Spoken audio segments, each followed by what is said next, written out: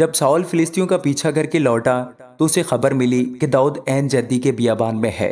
سو Saul سب اسرائیلیوں میں سے 3,000 چیدہ مرد لے کر جنگلی بکروں کی چٹانوں پر داؤد اور اس کے لوگوں کی تلاش میں چلا، اور وہ راستہ میں بھیڑ سالوں کے پاس پہنچا جہاں ایک غار تھا، اور ساؤل اس غار میں فراغت کرنے گھسا، اور داؤد اپنے لوگوں سمیت اس غار کے اندرونی خانوں میں بیٹھا تھا۔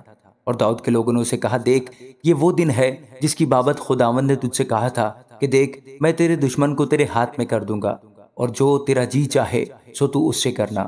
سو داؤد اٹھ کر ساؤل کے جبہ کا دامن چپکے سے کاٹ لے گیا۔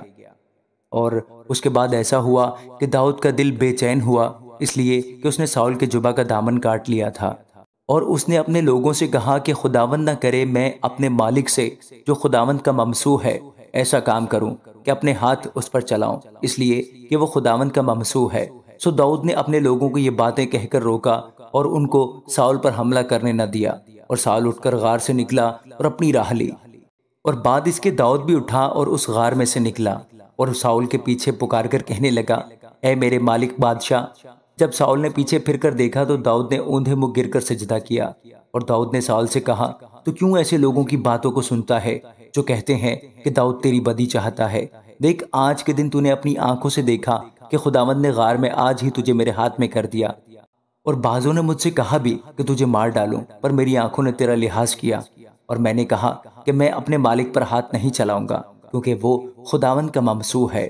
اور ماں سوائے اس کے، اے میرے باپ، دیکھ، یہ بھی دیکھ کہ تیرے جبہ کا دامن میرے ہاتھ میں ہے، اور چونکہ میں نے تیرے جبہ کا دامن کاٹا اور تجھے مار نہیں ڈالا، سو تو جان لے اور دیکھ لے کہ میرے ہاتھ میں کسی طرح کی بدی یا برائی نہیں، اور میں نے تیرا کوئی گناہ نہیں کیا، گو تو میری جان لینے کے در پہ ہے۔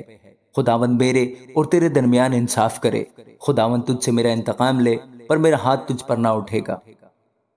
قدیم لوگوں کی مثل ہے کہ بروں سے برائی ہوتی ہے، پر میرا ہاتھ تجھ پر نہیں اٹھے گا۔ اسرائیل کا بادشاہ کس کے پیچھے نکلا؟ تو کس کے پیچھے پڑا ہے؟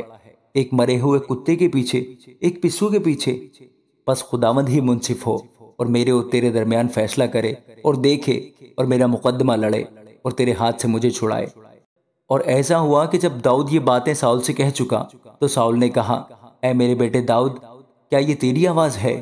اور ساؤل چلا کر رونے لگا، اور اس نے داؤد سے کہا، تو مجھ سے زیادہ صادق ہے، اس لیے کہ تو نے میرے ساتھ بھلائی کی ہے، حالانکہ میں نے تیرے ساتھ برائی کی، اور تو نے آج کے دن ظاہر کر دیا کہ تو نے میرے ساتھ بھلائی کی ہے، کیونکہ جب خداوند نے مجھے تیرے ہاتھ میں کر دیا تو نے مجھے قتل نہ کیا۔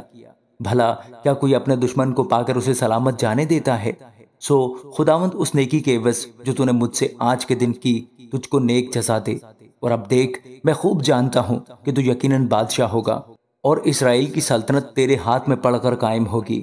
سو اب مجھ سے خداوند کی قسم کھا کہ تو میرے بعد میری نسل کو ہلاک نہیں کرے گا اور میرے باپ کے گھرانے میں سے میرے نام کو مٹا نہیں ڈالے گا۔